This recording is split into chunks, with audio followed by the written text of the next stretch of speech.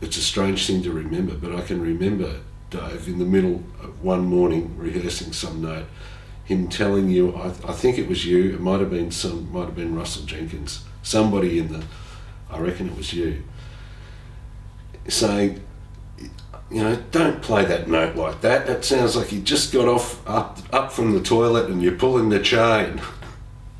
Whatever that's supposed to mean, but you got the impression that you better play it a bit sharper next time. Jeff had the saxophone quartet from Brussels. Yes, yeah, Brussels Saxophone Quartet. Yeah, and would you believe that after they played at the school and demonstrated, onto the City Oval. And they had a toot in the main bar as I was there. Right. And it was just unbelievable. And that was sort of that was his thing. He would pull that off. Now, I don't know whether that could happen today, but... We pulled up at Scots College. Yeah. Or Scotch Grammar, Yeah. not too sure. We St. pulled up, Peter's, we were staying in the boarding house. Yeah. Wakatruni, and I think it was Hucker, got up into the dorm before anybody else. The maintenance guy had been there changing the fluoros and the light globes throughout the boarding house. Yep. As part of his end of term job. And Truni and Hucker, or it might have been Little Nick, I'm not too sure, one of them, they were terrible twins, weren't they, Yes. those two? They found all these light globes. So they thought, they were on the second floor, which was where the boys' dorm was, and they thought these were fantastic spots. So they were throwing them out the window and watching them smash on the tarmac below. Anyway, they went and had another bit of a look, and then they came back to their work of throwing the light globes out the window. They see this chap walking up the quadrangle, sort of directly below where they were hanging out the window, and they thought it was the cleaner. So they dropped a couple either side of him, and they were actually trying to hit him, and they just missed him. And they scared the blessed blazes out of this fella. It turns out it was the headmaster of the school No, I don't coming to welcome us to the school. Remember I commented about when he lost it? I remember, and that might have been one of them. It certainly was one of them, and we very nearly got sent back to Ballarat on the bus before we'd even taken our suitcases off. So a fantastic story. So those two boys were persona non grata for that trip. But in retaliation to that, there was a bar fridge in the teachers' area, which was stocked very quickly, and they had their revenge on the second or the last night of the trip. They unplugged the bar fridge before we left to go and play, and the beer was ruined when everybody got back. No, I don't remember that. That's right. Yeah, well, a funny thing you'd say that, because one of the trips we went on with Jeff was up at Owen, and we stayed at the motel. Was that the big band tour? Yeah, and anyhow, those Owen, they had the little cutouts that you get your breakfast through the hole, and for some reason or other, Jeff or myself, we lost our key. Anyhow, the breakfast hole was open, so in you go, Curry, he said, in you go. So he pushed me through and we got open. Now, would you believe it, I stayed in the same motel just recently I was filling in with the Maryborough traditional band, and the holes are still there, but I had no chance of getting through it. So I've expanded a little bit, But The times when Jeff would sit down in a bus on the way to Nil and organise a hymn because he'd forgotten to do it before he left. So we always had the manuscript pad in the bus, and he'd sit down and, what key are we going to play this in, Baz? You choose, and off they go. It's just extraordinary. Absolutely extraordinary. Arranged instant concert in the bus. Dad was on the other bus, so it was the 4, 5 and 6 pretty much on the one bus, and we arranged instant concert. We all had our music with us, as in who dropped out a melody where, and we arranged it to the point where the person that had so when you dropped out of the melody, everyone actually stood up. The idea was to stand up and walk off stage. We had arranged brilliantly. Brett Holloway, who was playing UFO at the time, only had one arm, and the idea at the end of it was that the last note was played by a trumpet, which would have been Rod Fry, and the idea was to give Dad the trumpet so that someone had to play the last note. And we got to the venue and discovered we were playing in the centre of a great big bloody oval. So we're at this oval, there's students everywhere. We decided, no, we've still got to do it, And it was sort of our instant concert's last hurrah, so we thought. And anyway, we did it. It was a fairly big hike for us all to go off. It got to the very end. Rod Fry handed Dad the trumpet and said, "You got to play the note." Brett Holloway stood there and conducted with his fake arm, which he had pulled up so that you could see that it was Captain Hook looking contraption. And the look on Dad's face, he had no idea. All these band members were just picking up their stands and they were just walking off. And yet the melody kept going. The instant concert kept going. There was none of the backing stuff, but the melody was keeping going.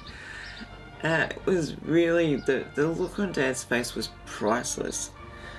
I remember Barry Curry being in hysterics and Dad having to turn around and sort of say to all these people, "I don't know what my band has just done to me, but I don't think it's a good thing." And we actually never played instant concert again after that. Jeff could be a scallywag at the best of times. Is there one incident that comes to mind? Yes. Believe it or not, in the early days, we would sometimes go down to the cattle yards in for a counter lunch in the middle of the day, believe it or not. I mean, we'd all lose our jobs if it happened now. And one day we went to the cattle yards and Jeff had to ring reception and tell them that we were held up, and he was going back to meet with the piano tuner. So he had a glass of wine or two, and he went back, and I remember standing outside the door and just listening to him switch like that to being Jeff, director of music, talking to the piano tuner from someone who was sitting around at lunch having a few drinks. And he was a master of disguise, really, that he could just change, went right on cue. But there was lots of stories, but none of them are going on here. No more. Excellent. We'll cut it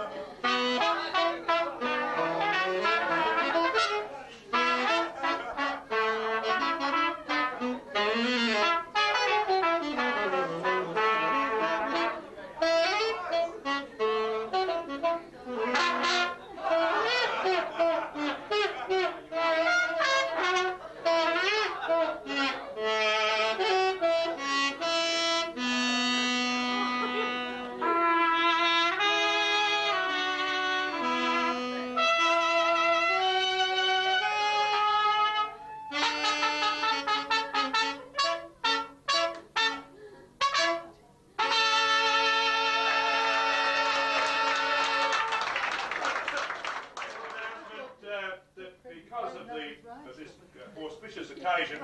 He's not pregnant, is he? I'm wondering why the bloody hell we're here, but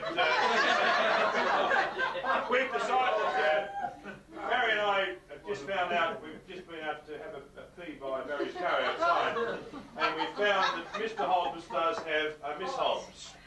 Yes. Hodge or whatever his name is. It doesn't matter because we didn't believe in the first case. And Barry is, I got together and we composed a little song to this young man. He's a net. And as a matter of fact, the way he was looking out there with those dogs over that side fence, Barry and I thought that this would be an appropriate song for him. It would go something like this. You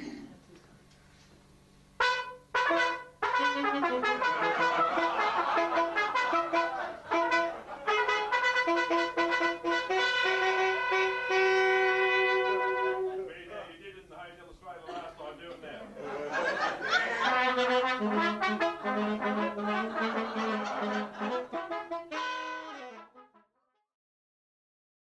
To one of, I think it was Rod Fry, got his ear pierced in the holidays, and Dad said, no, you can't play with a piercing in your ear, that can't happen. So Barry Curry decided that wouldn't be a bad idea if we all bought some of those little silver cake decorations, the little balls, and all stuck them on our ears. So in the bus, all the guys stuck one on their ears and all the girls stuck them on their ears or on their nose. And we just came off the bus and kept going about our things, and all of a sudden he noticed. And he wasn't a happy lad. He said, what have you all been doing? And we said, oh, we got a bulk deal. And Barry said, yeah, isn't it good? We all got our ears pierced. And I think Barry was lucky to actually not lose his job that day. And all of a sudden it twigged with Dad what we'd done, and he tried to narrow it down as to who'd started it. And I don't think he ever found out it was Barry. I have to let you laugh, you're going to bite your finger off. Sorry, I'm trying not to laugh because I can see it comes over. You can't edit out the giggling. Yeah, okay. You had to see that Mo was actually biting on his finger to the point where he's probably drawing blood. Anyhow, I get into my bed and it's rough as anything. And you know what he said? He put a mallee root in me bed. And he said, Curry, that's the closest you'll get to a mallee root. And with that, you better raise that. But that's the thing. It was unbelievable. He had a wicked sense of humour. Oh, wicked. He had a wicked sense of humour. Yeah, wicked. And I seem to recall that yours wasn't too far behind it either. Yeah.